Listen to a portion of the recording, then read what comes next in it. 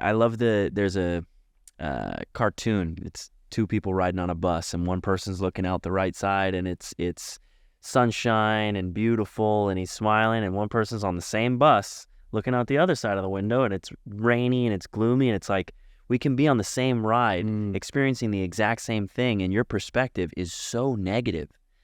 And don't get me wrong, all the things that you talked about are horrible, but I believe that we were given this free will in order to create like God creates.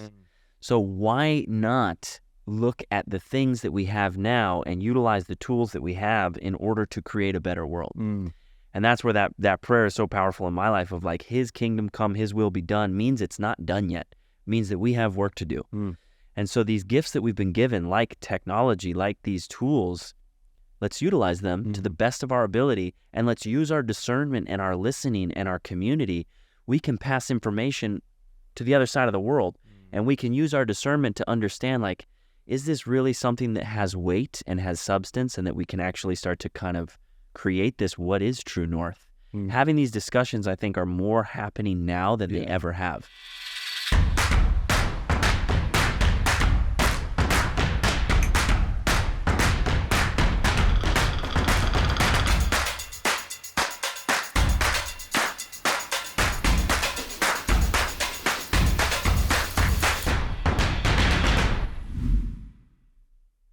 Tell us about, where you come from, what your upbringing was like. Yeah, very, very blessed upbringing with two parents that are still together to this day. I think that's the best gift that you can be given, is loving parents. So big shout out Mama Chris and Papa Tim. I am the third born. I have two older sisters than myself, two younger sisters and a younger brother.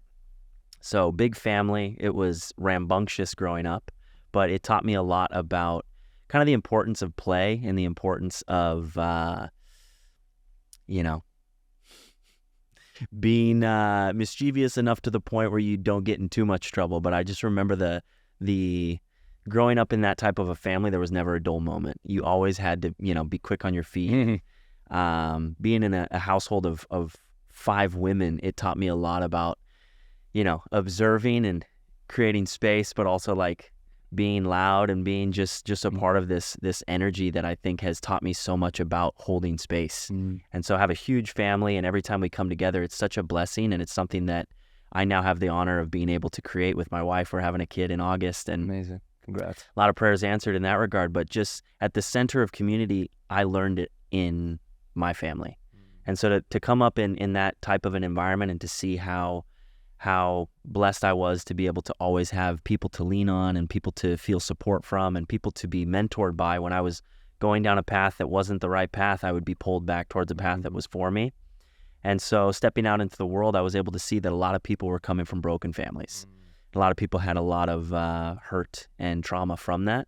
So it almost, from a young age, I was able to kind of be that house that people could come to and have breakfast made by my mom in the morning, and my dad say, hey, let's all go to the park and play basketball. And just like this aspect of what I believe family is like, when I saw my dad, I saw him sacrifice a lot of the things that maybe he desired, he put on the back burner in order to provide for me and my family and provide for my friends, and always put us first. And then to see my mom kind of, usher in this kind of nurturing, always looking out for us and always showing us that they had a safe place to come.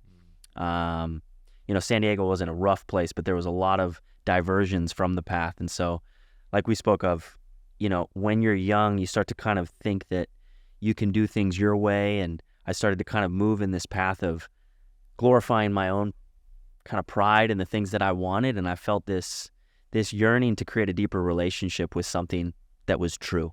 And I felt this overwhelming presence of God coming into my life and showing me that there was a path that I could take towards serving others. When I was young, went to a performing arts school out of high school. Wanted to kind of fit in, and all of my friends were going like the college route, and I went to Palomar, which is an extension of school, but not something that felt organic to me. I didn't feel like I fit in, and I felt as though it was forced. Community college is one of those things where you're showing up, do I want to be here? I was studying psychology, and it was something that I enjoyed, but I really was looking for passion. And so the performing arts school was really fun because I learned a lot around holding space, around energetic, around improvisation, around being around people who loved what they did. And then as I started to get into that field, I realized like it was too much of a performance. I felt like there was a bit of a fakeness to it that didn't resonate with me a ton. And I was in San Diego at the time, and a friend of mine was brewing beer with Ballast Point. Started brewing beer with Ballast Point, and that was so fun because of the camaraderie and because of the hospitality and the service aspect of things. I was 21 years old looking for that type of energy. I played sports my whole life, so if I'm around that type of energy, I thrive off enthusiasm. And kind of rose up the ranks pretty quickly. I was managing the tasting kitchen, and I was helping manage the brew house, and I was doing a lot of managerial tasks at a very young age. And I was managing a lot of people who were older than me. And when you're in that type of a role, people look at you like, who are you to be younger than me telling me what to do? So instead of telling people what to do, I would just do the thing. And through the doing of the thing, people would gravitate towards that, and they'd kind of follow suit. So I learned at an early age, it's not so much about barking orders as it is about doing the thing that you want people to be doing. And doing that for a few years, I enjoyed the camaraderie, I enjoyed the leadership, I enjoyed kind of making my mark felt and my presence felt, but I felt as though I was deterring people from a path. You know, beer is a great thing that brings people together. For thousands of years it's been doing that, but as you know, it can be a bit of a distraction from what I think is more on the alignment towards your purpose and your health. In that time, I found a yoga studio, shout out Yoga Loft in San Diego, and teacher there, Olga Roberts. It was a big shift for me because I met somebody who was present with the person that was right in front of them. Most of the coaches that I knew growing up playing sports, it was next man up. She was so present and focused on, why are you here? What are you looking to create through this practice? She saw my practice. Long story short, she was like, your practice is beautiful, but I can tell there's something internally that you are battling. And you have this competitive drive to be better than those around you. And your yoga practice isn't about those around you. It's about going deeply inside yourself and competing with that ego that you need to not dissolve, but to understand. And so the teacher training really opened my eyes to spirituality and creating a relationship with God rather than a connection to this physical place like a church, which was like a big time shift for me, having grown up in a family that was Christian, never really having that deep relationship with God. That was the moment when I really felt the presence of God. And I was able to feel, okay, now my life is shifting towards, I want to be of service towards other people's journey towards knowing God, knowing themselves, and living a life that is healthy. Like, to me, I started to break down definitions of words and what does healthy mean? And I started to fall into love with my own health journey and then sharing that with people. So in 2015, I was certified to become a yoga teacher, started teaching yoga a lot. I was probably teaching 15, 20 classes a week and just fell in love with the aspect of holding space. And I learned from Olga, it's so powerful to be able to invite people into a sacred space and guide them on this journey of self-exploration and then eventually holding space for them to find that relationship with God. Wow. I loved the aspect of sports. I always loved being in shape. Big shout out to my dad for always like pushing me in the gym and holding space for me in that regard to kind of fail, but then know that failure is actually when you can grow stronger.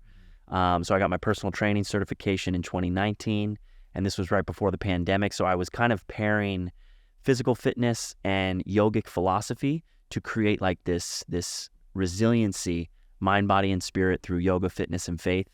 And then COVID hit, and COVID was this interesting time of needing to pull back. Perseverance was really the word that came through for me in that time. It was the first time in my life I had felt really like afraid. And in that time, I felt God's presence again very heavily of like, I need you to create what you wish existed.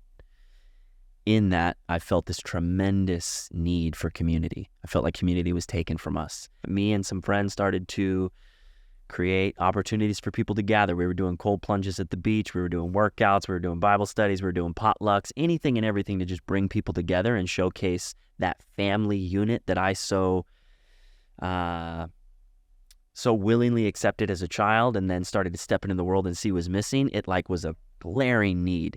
And I came from experience of knowing what that felt like. So I was able to share that with people, and I saw people gravitate towards it, and they were starting to ask questions of like, how can I create this more? And so it was a beautiful moment to be able to see that, anything that you want in this world, you can create it. But a lot of times creating it alone is difficult, and it's lonely. And so to be able to pray for the things that you need, and then those things show up in your life, but they're not just like a gift basket. You have to like take action towards actualizing those things and then seeing them bear more fruit. It led to everything that we see today. Like nothing happens overnight. So those things were just continually showing up without wanting anything. Like the intention was really to just hold space and to create the connections that I so desperately was praying for. I was needing brotherhood. God gave me more brothers than I knew what to do with. I was craving a deep relationship that was more than just the physical. God gave me my wife. And then from that, you have to be kind of the steward of it. So it's been fun to see. The last 4 years truly has been like a real explosion of community, a real opportunity for me to step into leadership and to see the fruits of my labor. But it's not all rainbows and butterflies, man. It's not easy. Yep. There's days where it's hard to get out of bed, and that's why I feel like community is so important, is because when I need shoulders to lean on, I have people that I can depend on. And we're new in the friendship, but I can tell there's a deep brotherhood here that's going to grow, and it's going to be cool to create more opportunities for people to feel what it feels like to be in a family. You're right. The world needs it. We like our let's just start with our community, like right here in, west side of LA, and eventually I'm sure there are more plans to pop open these collaborations you do with these yoga studios and gyms and other organizations across the city that, there's no telling how many lives that can impact. Totally. So when you were so you have a co-founder, yeah? Yeah. So actually, founder Ariane came to a healthy morning that we were hosting in January of 2023. Two of my roommates at the time, we were hosting healthy mornings at our house. And the goal with the healthy house was to create, we were on 7,500 square feet. We were paying a lot of rent, but the goal was to create this like sanctuary space. And those healthy mornings were in January, 31 straight days of breath work, meditation, movement, and cold plunging. Wow. And Ariane Devani came to one of those mornings desperately searching for community, searching for some consistency in his practice. And when he came to that morning, he was like, he told me later that it changed his life. He kind of went away to try to find what we offered in Los Angeles, and most of the spaces, it's more of a spa experience. It's lacking that community piece. Yep. And he approached me with the business idea. He's 10,000 foot view. He's 20 years in the startup realm, and he's kind of helped me a lot to see that not always does business need to be allocated with like sneakiness or I grew up in the, when the church was kind of sneaky about where the tithing's going. Oh, of course. I think money's bad. And he's helping me to see that service is a beautiful thing, but business helps you to exponentially grow your service. Totally. So he and I believe God brought together for a very divine reason. I'm helping him see a lot of the aspects of not everything needs to be about business. He's helping me see that we need to be transparent about how the business is going to help us to grow. Yep. So it's, I'm his co-founder, but we work very well together in regards to him being the 10,000 foot view, me being boots on the ground, and how can we continually meet in the middle and build towards kind of a big vision. Love that. Yeah, you need both, and I think the word startup, I actually think is, it's got kind of co-opted in a way by the Silicon Valley version of it, but I think small business is like, it's been around for as long as commerce has been around, and having a partnership that you have complementary partners to, he plays his role as the visionary, and you're a visionary in your own right, but it's a different segment of the business. I think that's it's rare, and I think it's actually the key ingredient to making these things work. And he's right, and you're right that like you need the business to basically stand on its own 2 feet, because eventually then the mission dies.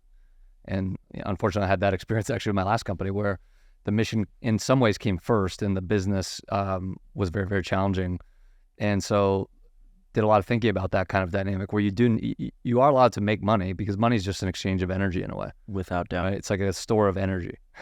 And so if you're doing good things, helping a lot more people, I think making money is certainly something that allows you to do more of that, which is awesome.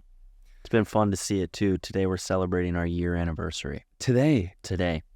I should have brought a bottle of champagne. That's terrific. Seriously, that's really fantastic. It's incredible, man. And to see this last year, how much we've grown as brothers, like as business partners, we butt heads all the time. But it's actually something that we invite. It's like, he knows he's CEO, he needs to lead. And then there's certain times where I lead, and we go back and forth between like having our own vision and then collectively bringing it back to the vision of IcePass.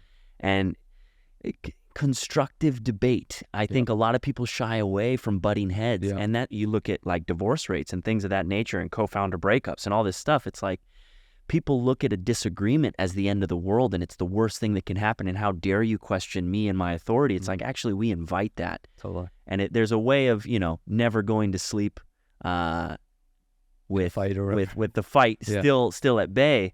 So that's what I've been very grateful for, is that aspect of brotherhood, and what we've learned so much about, having the same vision and the same mission, and how certain things can come up and certain pivots can happen, but always coming back together towards the kind of the ethos of why it began in the first place. Yeah, look, the that idea of having kind of like a healthy debate. There's a way to debate and challenge each other respectfully. Yeah, that makes the project, the mission, the operation better off, right? Like I 100% agree with you that if everyone is in the room basically nodding their heads. I studied this in college, for example, groupthink. And groupthink sometimes can happen because there's a hierarchy, but sometimes it can happen just because no one wants to speak up and say the thing that maybe needs to be said. And there's have you heard of the coach Jerry Colonna? Wrote that book Reboot. He was a venture capitalist turned now coach, executive coach, but kind of holistic life coach too. And he offers, for people that have a kind of, let's say, resentment that's built up in a partnership, he encourages them to answer these 3 questions. What are you not saying that needs to be said? What are others saying that you're not hearing? And what are you saying that others aren't hearing? And those 3, I think, can unlock a lot of partnership issues. Big time. Because there's a guy, Jordan Peterson, I think, says, like, if I get in an argument with my wife, like, we're gonna get to the bottom of whatever that is, because then it can get resolved. And I think a lot of people just, brush it under the rug, and then that doesn't help anyone. The importance of boundaries and listening, and those 2 aspects. And then different people have different ways of getting to the bottom of it. Sometimes, like for me, I want to get to the bottom of it right away. My wife, for instance, she needs space, right? And so to be able to like meet in the middle and to communicate effectively and to listen to the other person via body language, via words. And so it's a lot of negotiating. Partnership is so much about negotiating and about swallowing your pride, letting go of these triggers that we can have that will make us want to defend ourselves, or our ego will take a hit, and it's like, I need to be right. And so it's been a cool part of my maturation, is understanding that I don't always have to be right, and that there's certain times when I am wrong. And it's okay to say you're wrong, and to as men, I think we sort of get conditioned to thinking that vulnerability, which is pretty much synonymous with admitting you're wrong in a way. Yes. Is something that should never really happen, because then you're weak. And I actually think that's, like, Brene Brown talks about vulnerability being kind of a superpower. Same thing is like when you're talking about the relational kind of dynamics. Like I think emotional intelligence is as valuable, if not more valuable, than IQ. I would agree. I really do, because like relationships matter an awful lot no matter what you want to do. As you said, you can kind of try to go do whatever you want to do by yourself, but I've tried that at different times in my life, and it doesn't, eventually it doesn't, you burn out. Yeah. You need other people. Without question. So match made in heaven, aside from the other match made in heaven behind you. And so you guys start building the business now. This is spring of 2020? Yep. So what we started building business spring of 2023. The ethos of community creation and kind of what I call myself like a community architect kind of began in 2020, of just this inherent desire to hold space. But Ariane and I met January of 2023.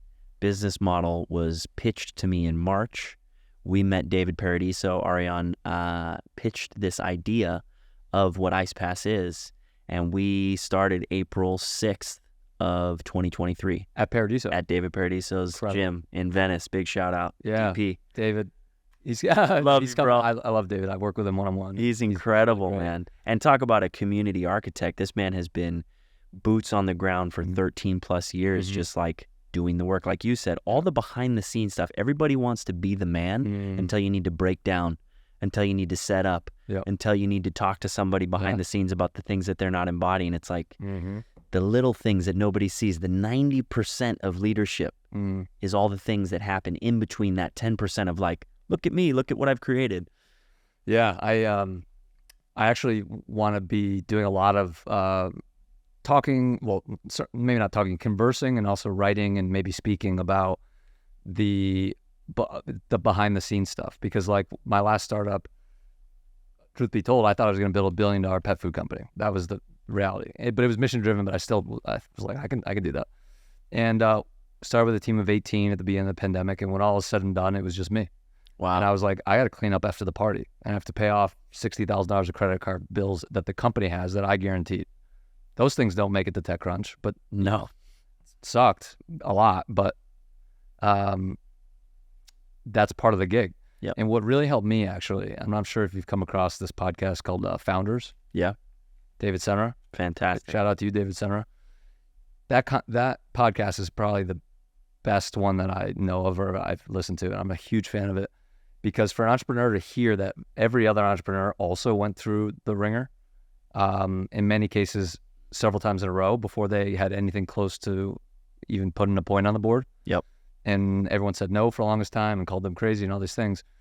When you find that that's the norm and not the exception, it's very comforting. Right. Because even though I had been an entrepreneur for 6 years or so at that time, that business burnt me out so bad. I was like, I don't know, like, do I have what it takes to do this? So I had to have my own kind of like rise from the ashes thing, and that podcast really helped me. Yeah. Yeah, there's no days off as an entrepreneur, so you have to really start to find those your own kind of priorities and boundaries and learn to delegate. A mentor of mine says delegate or die. If you don't learn how to put stuff from and for me, that's tough. Like I'll carry the load because I know I'm going to do it best. Yeah. But actually building the systems to be able to delegate and trust your team to do it better than you can do it is where we're at now. And I feel super blessed to be in this part of my leadership journey to where I want to create more leaders. And I want to take my hands off the wheel and trust that people can maybe go off into the bumpy road and kind of learn how to swim.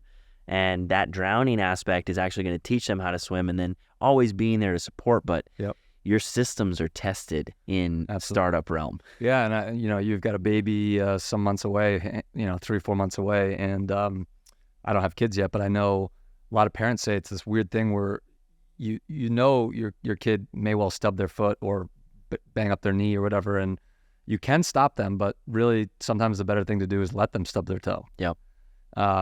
Because like I've stubbed my toe like a ton of times, and each of those times I've learned, apparently not how to stop stubbing my toe, but that stubbing your toe is actually one way to get a stronger toe. At a minimum, you get better.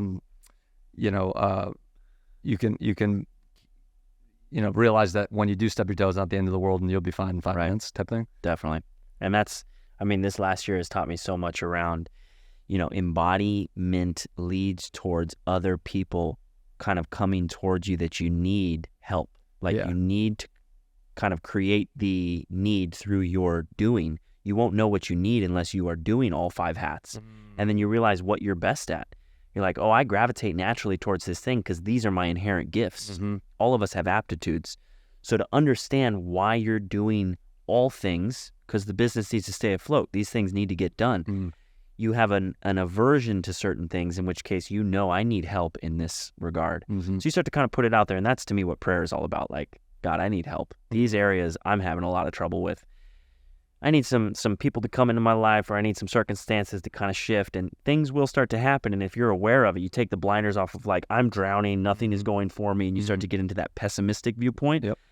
I look at perspective of just like, I get to do these things. I know I'm capable of doing these things. Give me more to do. Somebody's going to come into my gravitational pull that kind of help towards that delegation. Love that. I've had this project and the coaching company first, and then the Quiet Leaders thing came second. and they kind of are working in parallel because they're I would say synergistic in every respect. But I found that the more aligned I am, the more that kind of thing has been happening to a really insane degree. To the point where I come home sometimes and like tell my wife, I was like, I'm living my dream. Like I wrote this down 15 years ago. Hallelujah. That this is the thing that I wanted to do. And like I wrote my parents a letter 15 years ago when I was at Wall Street. And the things I wrote at the end of that letter are my life now. It's crazy.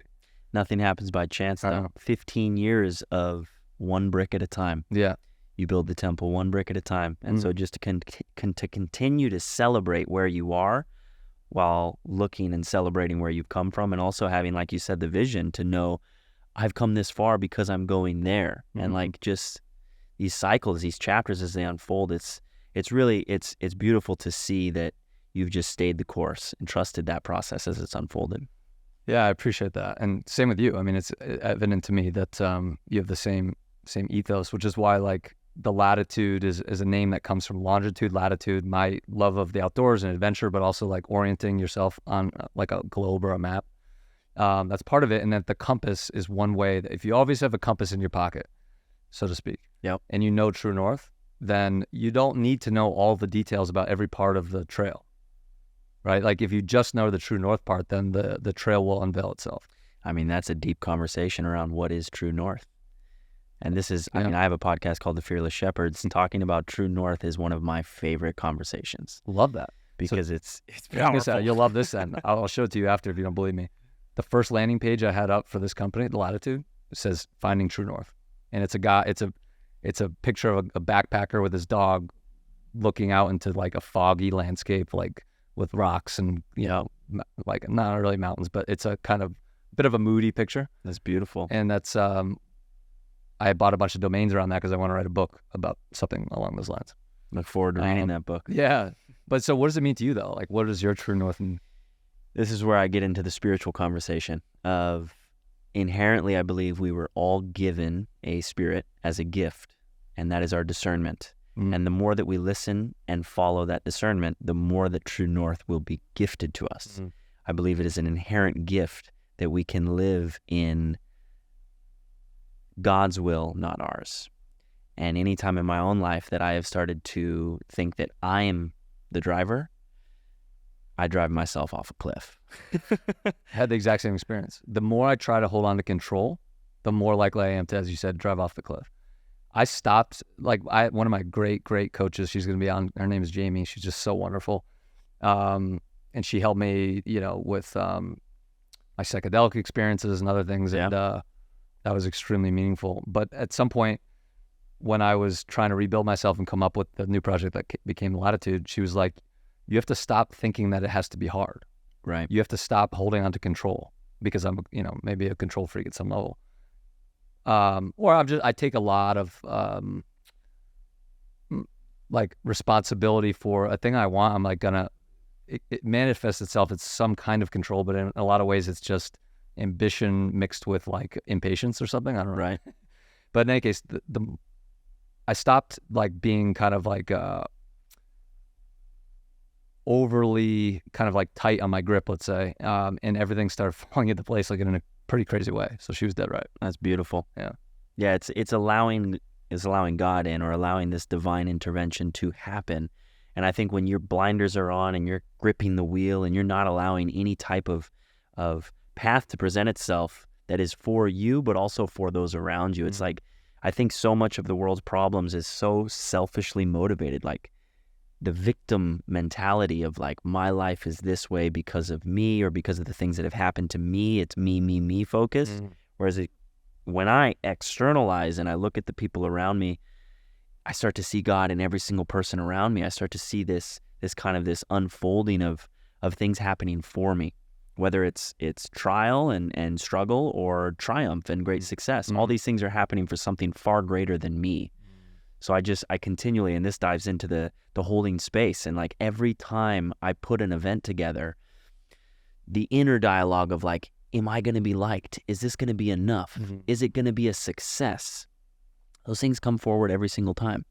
But then the thing happens and I'm able to see all the people that we're impacting, and I see their experience, and I'm able to get out of my own way.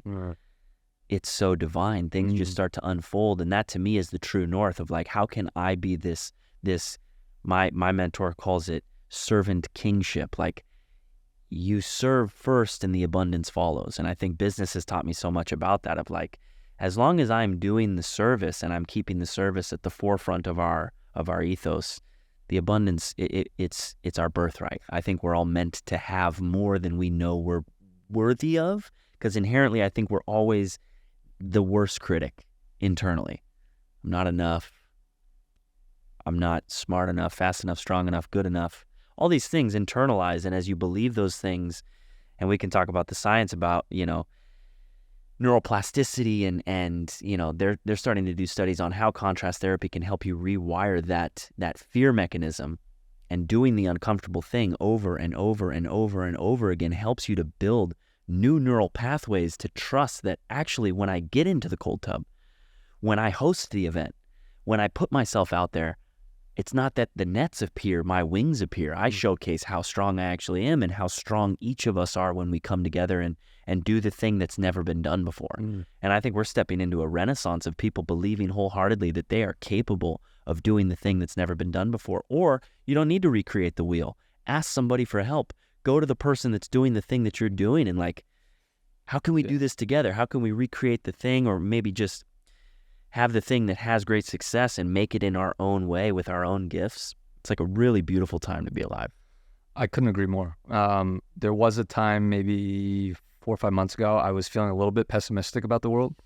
And then I watched a documentary on YouTube by a channel called Big Think. And it was literally called like All the Reasons We're Not Fucked or something like that. But it was more serious of a talk than that made it sound. And public intellectuals talking about the time we're in now. Yep. And it'll take me probably too long to explain the whole thing, but I left that sort of viewing experience over the holidays this past Christmas feeling like, the vice and virtue have always existed, good and evil.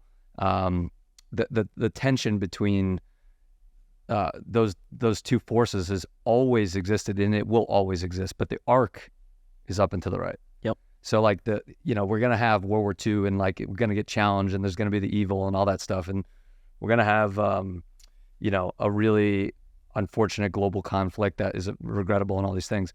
But if enough people, hopefully like quiet leaders, come in and say like, you know what, instead of just like kind of going like this, when commenting, let's say at dinner with friends about all the things that are messed up, maybe we can do some small thing. Maybe you can get an ice bath going with a few friends and like, look at you now, right? It's like, look at me now. Like this as I said, this project is not about me. It's really not. I'm not even thinking about the business model. Eventually I have to, but but it's like, it's just being called out of me in a way. Yes. And it makes it really fun. So it's like, this is fun to me. This is like, I get to it.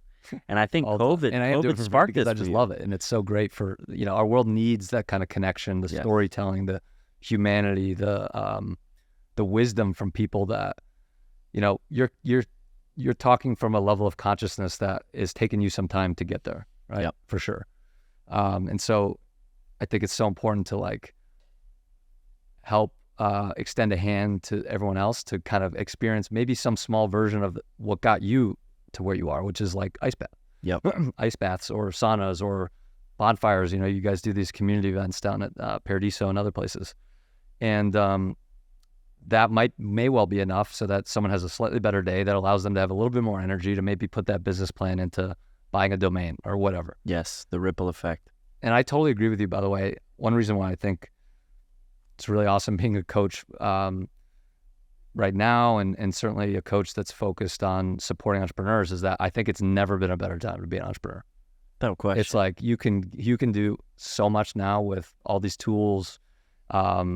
The wisdom that people are willing to share publicly for free is enormous. And I think entrepreneurship is a vehicle for self-discovery, in my opinion, because the tension of it all makes you figure out who you are.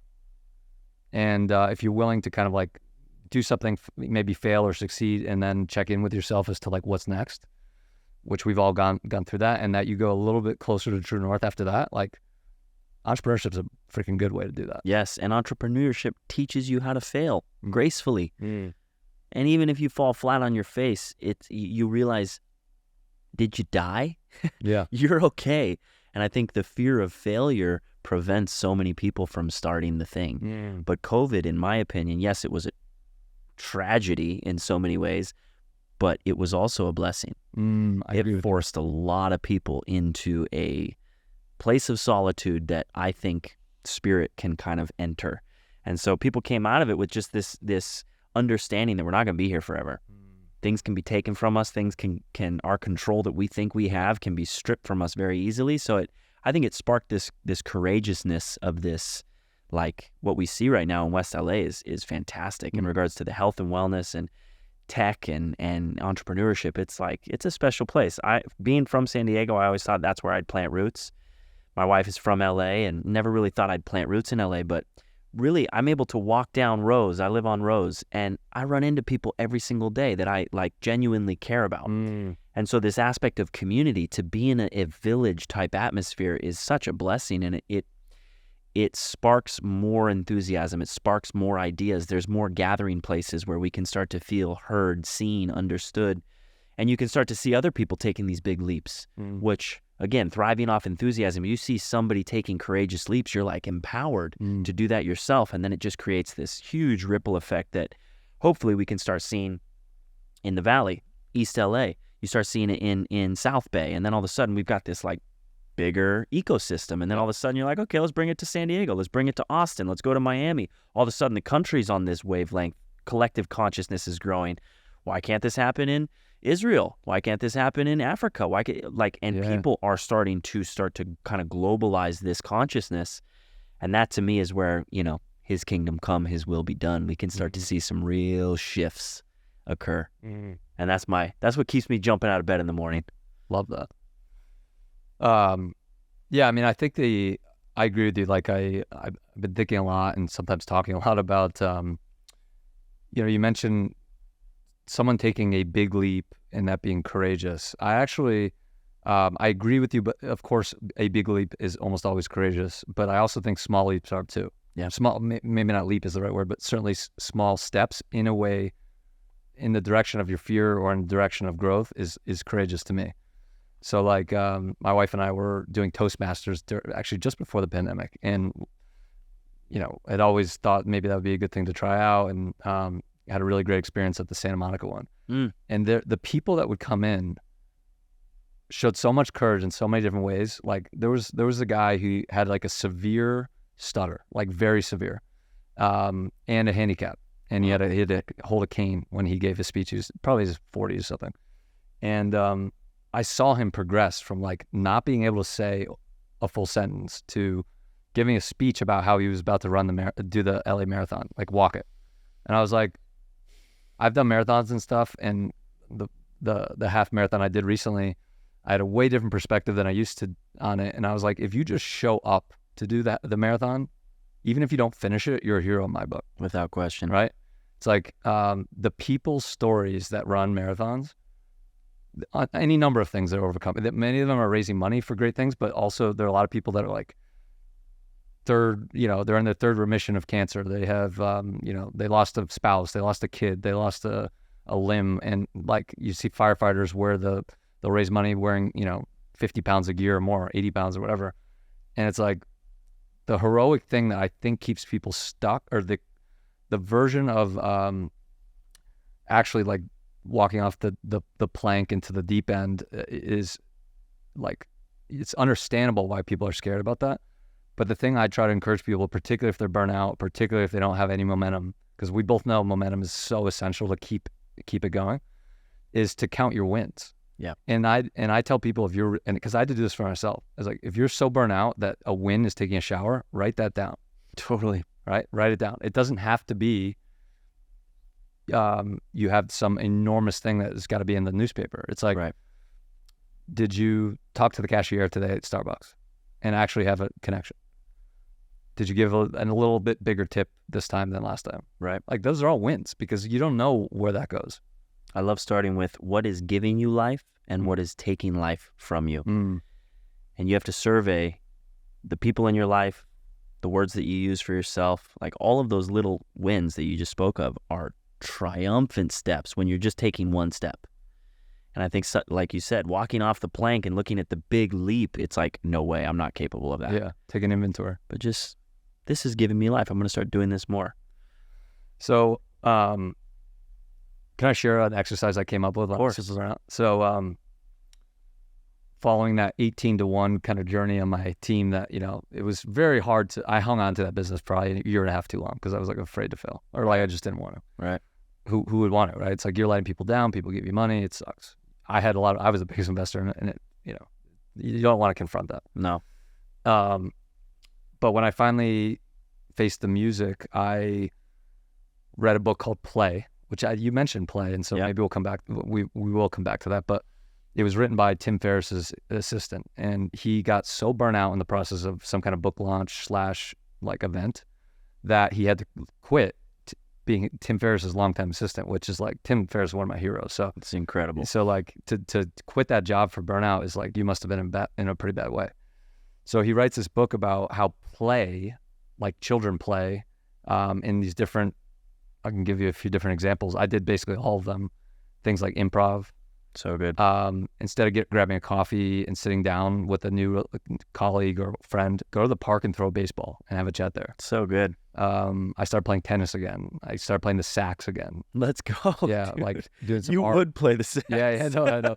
Yeah, well, that's one of my dreams. We have like a little neighborhood band. So awesome, post dude. up every Thursday night, and one of my dreams is to like be able to play with them, because it's like,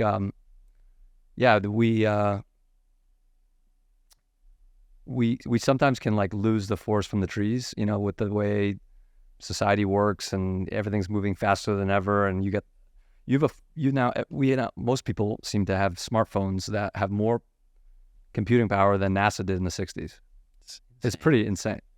So you take that all on board and you're like, I think now you're right. There's a kind of renaissance in many respects. One of them is slowing down and then reacquainting ourselves with what makes us human. Yes. Which brings me to another thing I wanted to ask you about. Are you familiar with the human, the longest standing human study that Harvard has done for about 125 years? I do not know. Can I share with you? Because I think you'll dig it. It's meaningfully changed my life just knowing about it. I love the study of humans. So this study, I don't know the exact start dates, but let's just say the beginning of the 20th century. So sometime in the early 1900s. Harvard kicked off this kind of study that would take Harvard graduates in various cohorts. I don't know the exact frequency, but let's just say 300 Harvard undergrads graduate. We're now going to track them for the entirety of their life until they die. And we're not going to just track them. We're going to interview them. We're going to take their blood samples. We're going to check their VO2 max. We're going to see how much money they made, their title, where they lived, how many kids they had, what their spouse thinks about them. Wow. So they have an enormous amount of data. And unlike many of the other books that are out there, like, oh, sleep is the most important thing, and exercise and diet and everything else, this book had one unequivocal takeaway that I really tell everyone about because I think it's that meaningful. But I'm curious if you had to guess. So this is the longest standing longitudinal study. What's the number one most important thing for, another thing they collect, by the way, is self-reported happiness and fulfillment. So it's not just the data, it's also when I'm on my deathbed, what do I say was the most important thing? Yeah, like qualitative. I mean, from my own experience, it's the relationships. Yeah. It's the Sure you haven't read the book? No, but I mean they say it unequivocally. It's like 3 pages in, you're going to hear it for basically every page thereafter. I mean, it's really meaningful, and I think that in the age we're now with social media and everyone, for a time predominantly working remotely, we started treating each other like kind of like cogs, or sort of like, and I can't say I'm not guilty of like hustling through a grocery store to just get in and out and like not actually be present and all that. But that really stuck with me because there's another book written by someone who worked in hospice, and she interviewed people that were also on death row, but maybe not the first part of their story, but certainly the last part. And it said all the same things as the Harvard study, but one extra thing. What do you think that thing was? Stop and smell the roses. In a way, I think it's adjacent to what I remember be the third one, which was regret. Some of the most divine moments in my life are when I slow down, because you never know what people are going through. So including yourself, sometimes you're moving so fast that you can't even really internalize like your emotional state. When you slow down and you have an interaction with somebody, a random interaction where a lady can't reach something and you stop, and then she starts to talk to you about the day that she's had, and one thing leads to another, and you're praying for her. Like, yeah, maybe her dog died or something. It's like actually a really hard day. There's these moments that we can have as human beings that I think are lost because we're all chasing the next high or the next thing. And that, I mean, the social dilemma, I don't know if you've seen that. Yeah.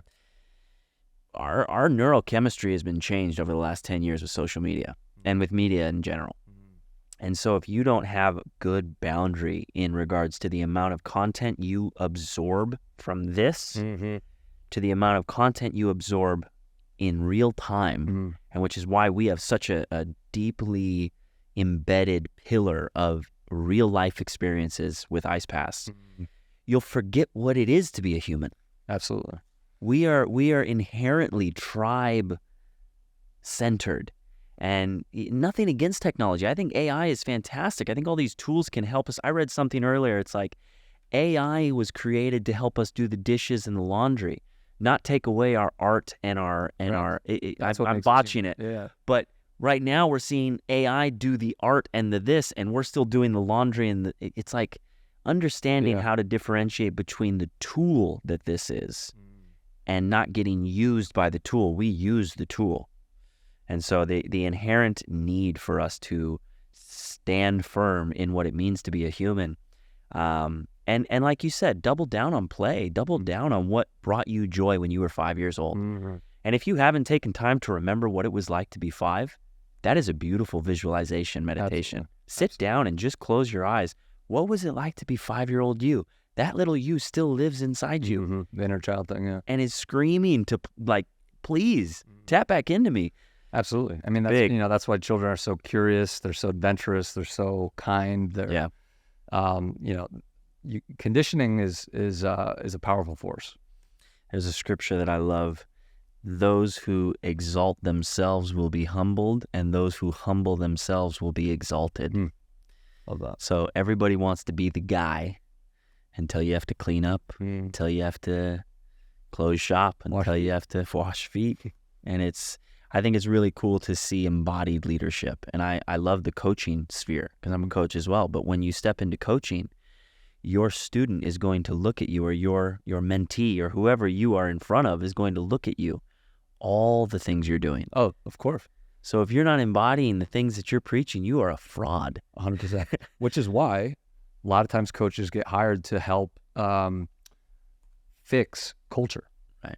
Because the culture is the product of the leaders, and the leaders are the product a lot of times of the founders. Right.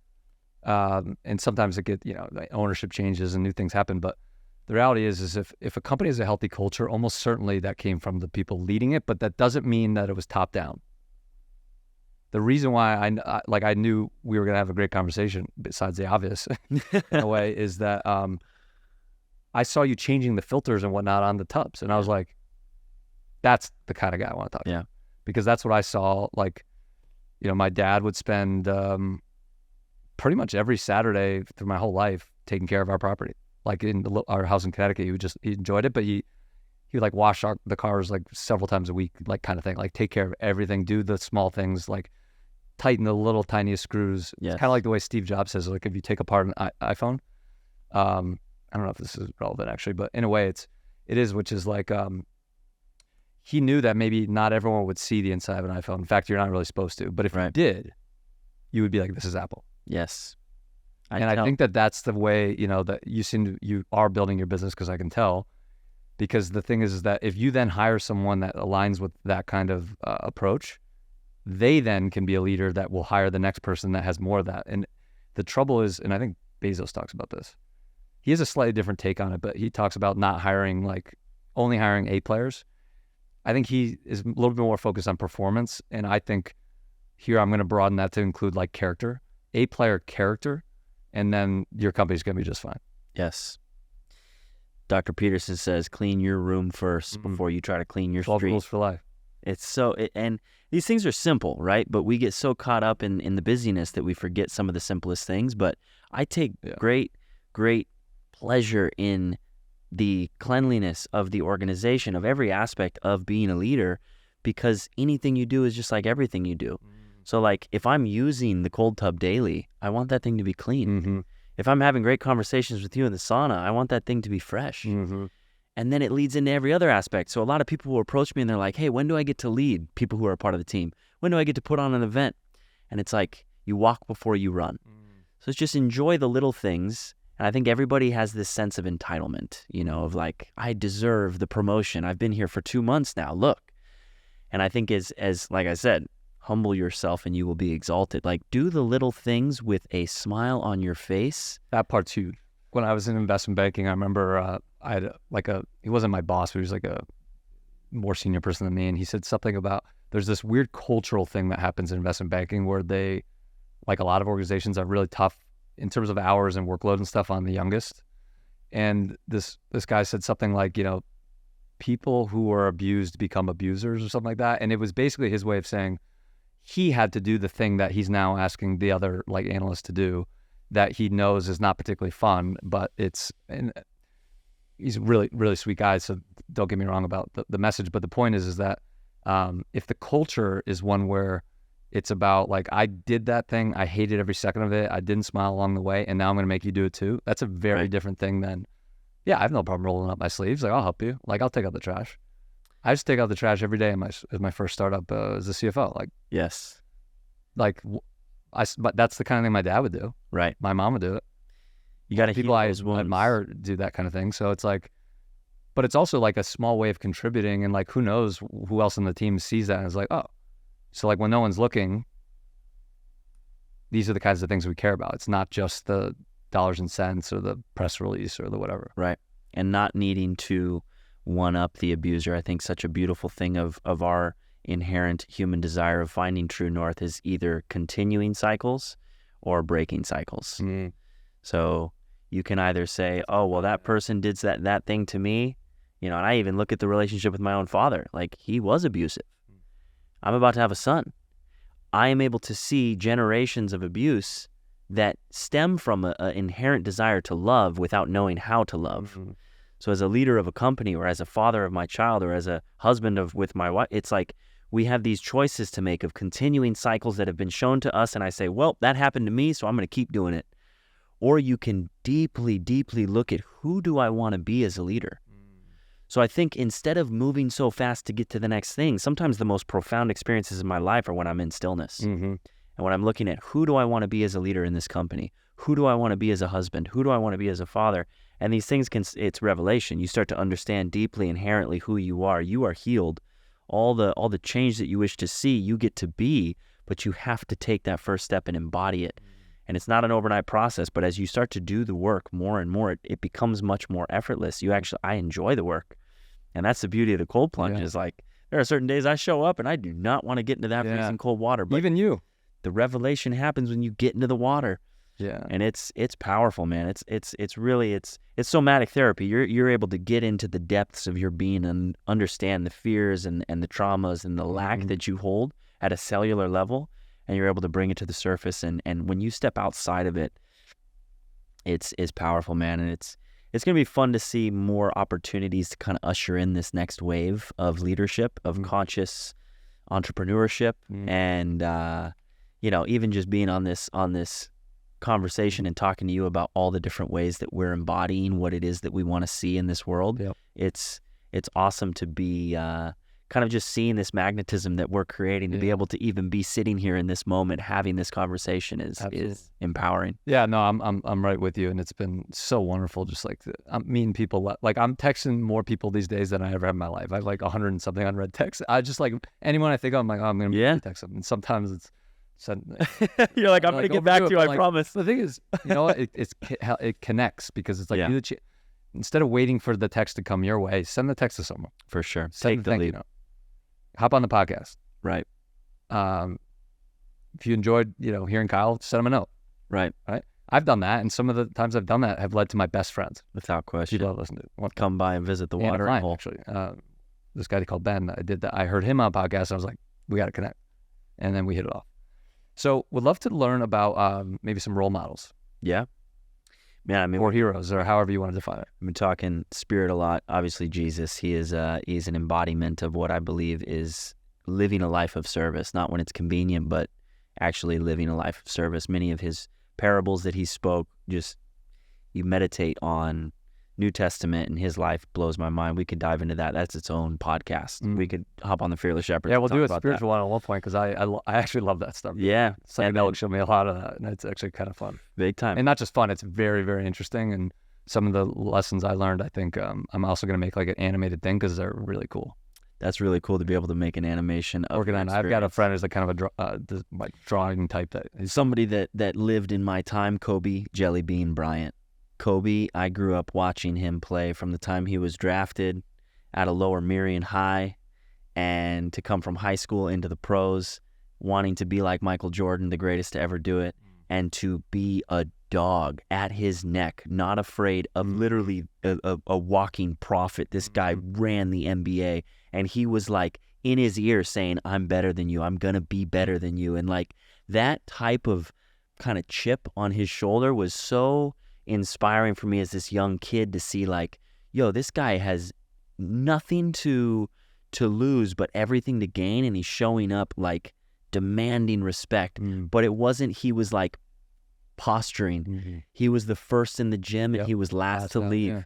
And he would like be in practice like at people's throat, and it was just this tenacity that I was just so inspired by. And the whole legacy of him and Shaq, and then the breakup, and just kind of the way that he and his own wife went through a tumultuous time when he had the cheating scenario and this and that. But he always like came back to this ownership of taking full ownership. When he tore his Achilles, he humbly like walked to the free throw line, hit both those free throws, and walked off with a torn Achilles. People are like, let me help you. He's like, no. And just this like this, he was like the kind of the hero of, I think, so many people's lives, of like what it means to be a true leader, what it means to be a true champion, and what it means to take no excuses. And then his death was like a really, it showed me how impermanent life is, and how you could take things for granted, and you know what he was starting to do with his daughters, and kind of culture, and what it means to be an entrepreneur after the NBA. And he was changing so many people's lives. And I think when he died, it was just this eye-opening experience for me to like really cherish those types of people in your life.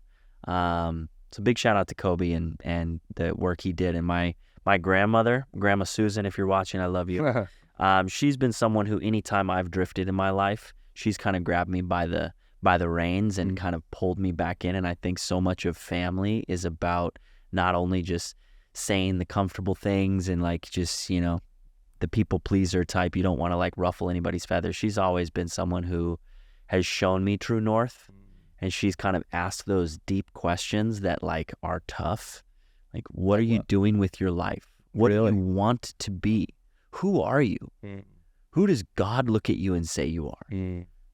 And then the questions with my father, when my father and I were going through some tough times of just, you know, having those uncomfortable conversations around why people are abusive, what he had to go through in order to come to the grips of understanding what abandonment felt like for him as a young boy, and his dad not wanting to be in his life. And that's a whole nother podcast episode, but it's... We'll do the second and third. Yeah, having people in your life, in your corner, don't take it for granted. Like, if you have somebody who checks in with you regularly, like, foster that, and then be that person. I think it's taught me a lot having those types of people in my corner, to then not be so busy that I can't check in with people. And I'm in a program right now. Big shout out to BC Cerna, but he's a purpose coach, and he has a mastermind called Pursuing Purpose. And I'm a mentor in his mastermind, and it's the second go round. The aspect of holding space. We have these small group calls where we get onto the call, and he has this brilliant curriculum that he's put together. But the first week is if you really knew me. So if you really knew me, you would know that, and boom, you just open up your closet. Wow. And a lot of these people on these calls, they haven't said that to their family. So then for me as a mentor to be holding this sacred space and help them to feel safe, to be heard, seen, understood. BC, big shout out. He does such a good job of helping people feel that it's our passion that connects us. It's our pain that bonds us. Mm-hmm. And he's just opened my eyes to what servant kingdom looks like and what it truly means to be a humble servant and to serve from heart-led leadership. And yeah, I mean, I could go on. There's so many people that have impacted me. And just, stepping into leadership in my own right. Some of those little conversations that I have when somebody opens their heart to me and it's like, you don't know what this community has done for me. Being in a place of loneliness, a place of depression, a place where I thought I was going to take my own life. And I have these conversations all the time. So I actually want to, I'm glad you brought that up because I wanted to make sure we save a few minutes to maybe talk about that, because I would say without exception, there's no exception. Everyone I've met that have been a part of your IcePass community, are incredible people, and many of them speak to their experience. Sometimes many times for the first time, having cold therapy and also contrast hot therapy be not just meaningful but life-changing. Yes. I met someone who told me he was the number one trafficker of ecstasy in the country at some point, and he got out of prison after serving a lot of time. I know exactly who you're talking about. And he's going to be. I think he said he would be happy to be on the show. So it's incredible. He can tell his story, but he talked about, it was like this thing where I was talking to these guys, and actually that was the day I met you. Yeah. If you remember, I was in the ice bath, and we were chatting about how cold it is or whatever. And this guy's like, that ice bath, like, really, in a way, saved my life. He's like, and I was like, well, say more. And he's like, well, I'm normally pretty angry.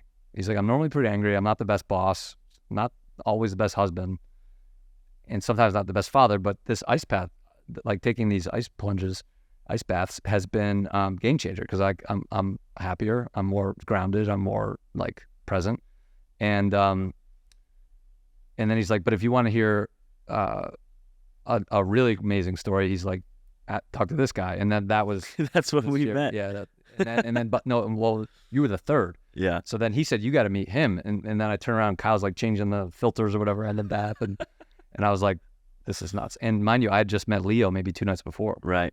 Who was on his bed. So, well, from a physiological level, you are going into vasoconstriction. So your entire world is constricting around you. You go into freezing cold water, your physiological response is to protect your internal organs. So your extremities don't exist to your body anymore. Everything starts to close in. And to me, that is death. Everything is closing in. Things slow down. Sympathetic response, fight or flight, you're in survival. But then all of a sudden, the first 30 seconds, your body's racing, mind's racing, and then you get to this point where you're like at peace. And if you talk to a lot of people near-death experience, they're like, I came to this point where I was just at peace. And so the cold plunge is this opportunity to feel everything constrict around you. And then going out of the plunge and feeling everything open up. It's like from death to life. And then when you're doing the back and forth between hyperconstriction to hyperdilation in the hot with the sauna, you start to feel every bodily system, your endocrine system, and the dopamine and the serotonin and the endorphins. And when you're doing it in community, the oxytocin, these things are pumping. You feel this life force energy being promoted and absorbed in your bloodstream. So your endocrine system's pumping. Your lymphatic system and all this fluid that moves to help to kind of like detoxify your inner being, that's helping and moving in ways that it maybe wasn't and maybe is blocked. Then you think of your cardiovascular. Most deaths in the United States stem from cardiovascular disease. So you're helping with circulation, you're helping with oxygenation of your cells, but then from a mental standpoint, I look at it as, what are the limits, the fears, the doubts, the insecurities, the limits, really? Before I get into the tub, I got to get to that thing. Maybe I don't do it today. Things come up. Yeah.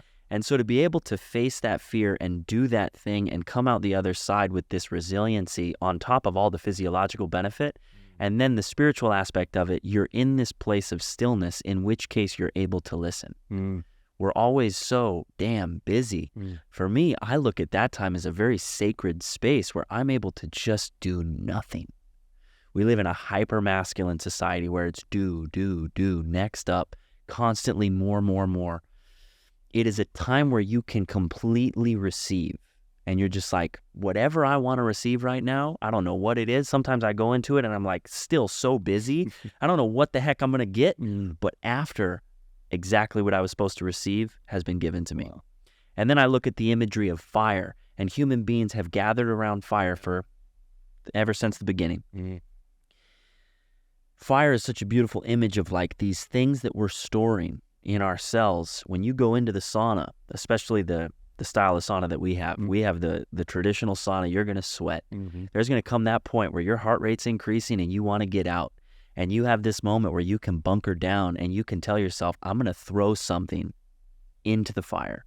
So whatever's telling me that I'm not enough or I can't do it or I need to get out, no, I'm going to bunker down and I'm going to realize that I am capable. And when you do that, you're building new neurological connections, and it is powerful. I've seen people go through complete transformation. I'll guide them through a 10-minute, 15-minute session, and they'll come out sobbing, saying, I am never going to be able to look at the relationship I had with my, different things come forward. It's somatic therapy. So it's like, to me, every time I'm doing it, I'm becoming a better version of myself. I'm able to like double down on these things that have changed my life. And then I'm able to see it face to face. I've guided thousands of people through this experience. And every single time, I'm sometimes taken back by like, I'm literally changing people's lives every single day. I joke I'm baptizing people every day. Yeah, we haven't in the name of the Father and the Son and the Holy Spirit. But maybe your baby's that'll be a little side quest. But it truly is fascinating to me how much cleansing comes from the water and how much healing comes from the fire. And when you blend those two things together, it's elemental. It's like, and Ariane was joking, he was going to call the company Elemental, but I like IcePass because it's kind of like the accessibility of, ClassPass, but it's something that shouldn't be for the wealthy. Health is wealth, but it shouldn't be for the wealthy. Shout out Ariane, that was a really good catchphrase. We have an ambassador program that's now 40 plus people who have approached us, and it takes vulnerability to say, hey, right now I'm tight financially, but what you're doing, I want to be a part of. So instead of just giving things away, what I'm learning from service is like, I'll just give this membership to you. No, we ask you to help us on the mission. So I can't be the only one that's maintaining the spaces. I can't be the only one that's setting up and breaking down our events. I can't be the only one in the streets selling our membership. I'm going to equip you with the tools to help us to build this mission, and you will be given the service 7 days a week. And we ask 3 hours a week. So people can come in and feel a part of something far greater than me or you, and they're equipping themselves with the tools of thinking and acting like an owner.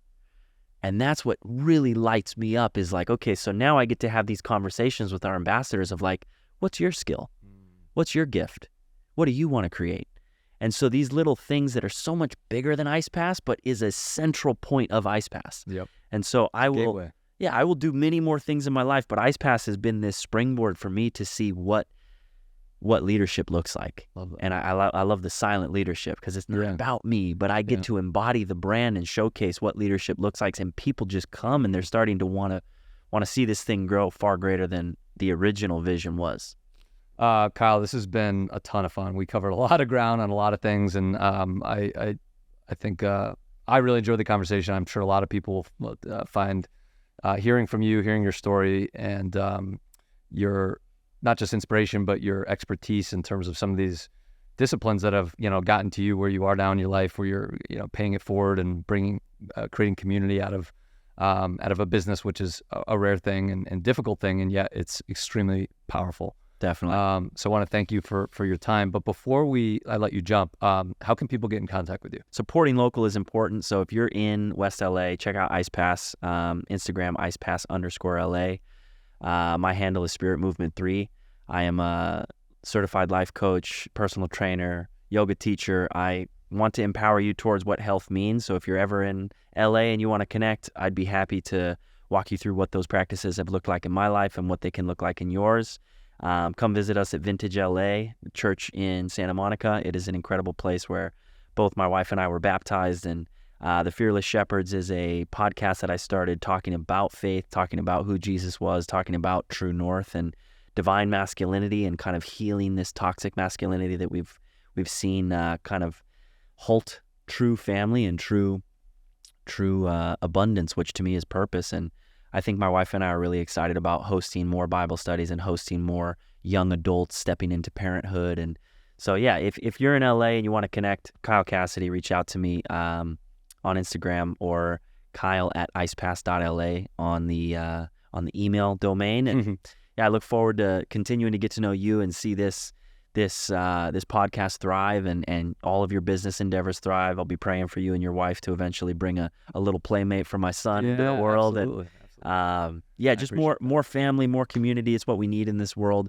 You are the change that this world so desperately needs. Really embody that, and I look forward to meeting you soon. Amazing. Kyle, thank you so much for joining Quiet Leaders Podcast. Patrick, it was a pleasure.